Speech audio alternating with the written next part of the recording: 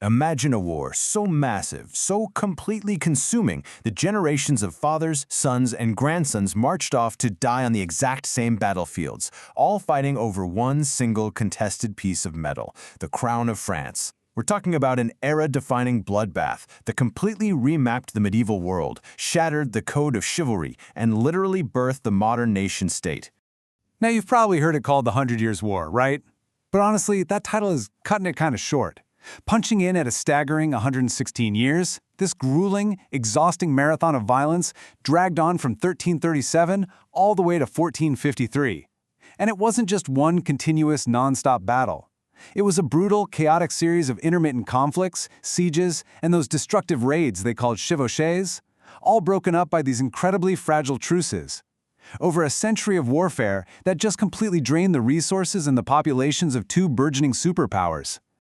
Part 1. Una corona, due re. One crown, two kings. Okay, let's dive into this incredibly messy dynastic dispute that kicked the whole thing off. Looking at the timeline of French and English kings during this era, you immediately see this tangled, super complicated family tree. Because remember, ever since 1066, when William the Conqueror took the English throne, English kings held vast lands over in France. Think about the super awkward political reality here. The King of England was a sovereign monarch on his own island for sure, but on the continent?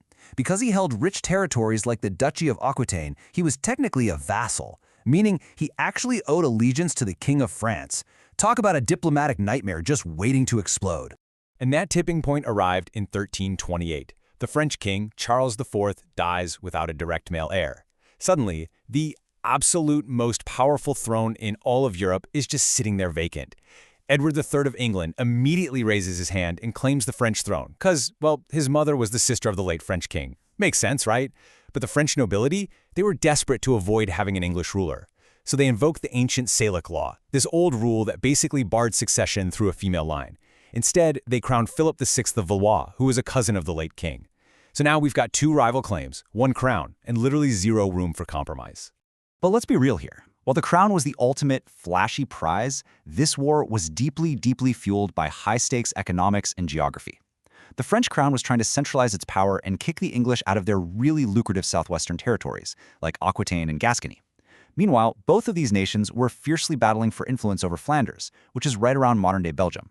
Flanders was the economic powerhouse of Northern Europe at the time, and it was totally reliant on English wool to fuel its massive textile industry. So yeah, controlling all that wealth, that was a massive catalyst for war. Part 2. Il fango di Agincourt, the mud of Agincourt. So we're going to fast forward a bit through the early decades of this conflict right to the year 1415. This is a defining moment that brings us one of the most famous and honestly devastating military encounters in human history. By 1415, King Henry V's army was starving, completely exhausted by dysentery after a grueling siege at Harfleur, and they were trapped near a tiny village called Agincourt. Outnumbered by a massive, well-rested French army, some estimates say the French had up to 25,000 men compared to Henry's measly 6,000. Henry managed to turn this seemingly suicidal disadvantage into an absolute masterclass of defensive warfare. Now, what's really interesting about this strategy is that he funneled the French between these really thick, impenetrable woods and then ordered his men to drive sharpened wooden stakes into the ground, angling them outward. The goal? To completely break any incoming cavalry charge. Plus, the English possessed a seriously devastating tactical edge, the Welsh longbow. Nearly 80% of Henry's small, sickly force weren't these heavily armored knights. They were lightly armored archers wielding this exact weapon. The longbow could fire arrows at a terrifying rate and with enough force to penetrate or at least severely damage the heavy plate armor of the era. The English were basically relying almost entirely on this one singular weapon to try and level the playing field. And to fully grasp the absolute horror of what happened next, you really have to understand the physical burden on those French knights. We're talking about men wearing full plate armor weighing anywhere from 20 to 30 kilograms. That is incredibly heavy. Now, add the actual battlefield conditions into the mix. The ground was freshly plowed farmland, and it had been pouring rain, so that narrow battlefield essentially turned into a giant, inescapable pit of thick, sucking mud. When the French cavalry and the vanguard finally charged, they didn't gallop, they slogged, literally sinking right up to their knees. Then, the English archers unleashed this terrifying hail of arrows. To protect their faces from the barrage, the French knights were forced to lower their visors and bow their heads, which severely restricted their breathing and their vision as they trudged through this awful muck. The visceral horror of this battlefield is almost unimaginable. Thousands of French nobles were funneled into such a tight, compressed space by their own advancing ranks that they couldn't even raise their arms to swing their swords. Men were literally crushed under the weight of their own comrades, trampled by panicked, arrow-struck horses, and many simply suffocated to death, face down in the mud. It was a catastrophic defeat for France, and a legendary, against-all-odds victory for England. Part 3. La Svolta di Giovanna, Joan's turning point. You see, just as France was teetering on the brink of total collapse, history dealt a major wild card. Following Agincourt, the English conquered Normandy, took Paris, and honestly, they seemed entirely unstoppable. But then entered Joan of Arc, an illiterate 17-year-old peasant girl from Domremy who just shows up at the court of the French Dauphin claiming she was experiencing divine visions. She stated with absolute, unwavering conviction that the voices of St. Michael, St. Margaret, and St. Catherine were giving her direct orders from God to drive the English out and get the true French king crowned. Now, in an era that was deeply driven by faith, her absolute certainty completely galvanized a broken, demoralized French military. It gave hope to an army that had frankly forgotten how to win. Joan's trajectory was honestly like a meteor. It was brief, incredibly bright, and completely world-changing. In 1429, she's placed at the head of a French army and successfully breaks the crippling English siege of Orleans. This was a massive strategic and psychological turning point.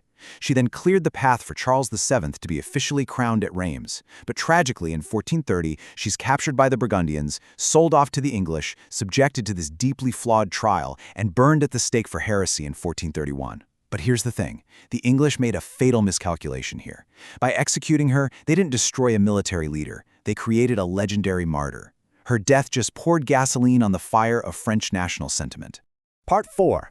La nascita delle nazioni, the birth of nations. Let's move to and see how this builds. Because galvanized by Joan's memory and a newly reorganized state, the French just relentlessly push back, moving us right toward the conflict's ultimate conclusion in 1453. So the absolutely crucial point to take away here is how this century-long conflict fundamentally rewired society. Before the war, kings relied on feudal levies, right? Basically calling up noblemen and their peasants for brief, temporary little campaigns. But by the end of it, we're seeing the dawn of the permanent, professional standing army, funded by centralized taxation. Those fragmented, decentralized feudal kingdoms were literally forced to evolve into highly organized, centralized nation-states just to survive. And militarily, the whole era of the heavily armored knight charging on horseback was completely over. It was rendered totally obsolete by the exact weapons that ended the war: gunpowder, artillery, and cannons. The aftermath of all this sent these two rivals on wildly divergent paths. France emerged from the devastation surprisingly unified. The monarchy was centralized, they now possessed a powerful standing army, a robust tax system, and this fierce, shared national identity. And the English? They were completely expelled from the continent, clinging only to the tiny port city of Calais. England lost its continental empire, suffered severe economic strain, and pretty much immediately plunged straight into a bloody internal civil war over their own throne, a conflict you probably know as the War of the Roses, fought between the rival houses of York and Lancaster. Which brings us to a really profound realization. This wasn't just some royal squabble over a piece of metal. It was the violent, agonizing birth of modern Europe. The borders, the centralized governments, and the very concepts of what it means to be French or English, all of that was hammered out in the mud on the battlefields of Crecy, Agincourt, and Orleans. So here's what I want you to think about. Did it truly require 116 years of mud, dysentery, and unprecedented bloodshed to forge the modern identities of these two great nations? It's a pretty heavy reminder that the borders and identities we completely take for granted today were drawn with a terrifying century-long stroke of violence. What do you think?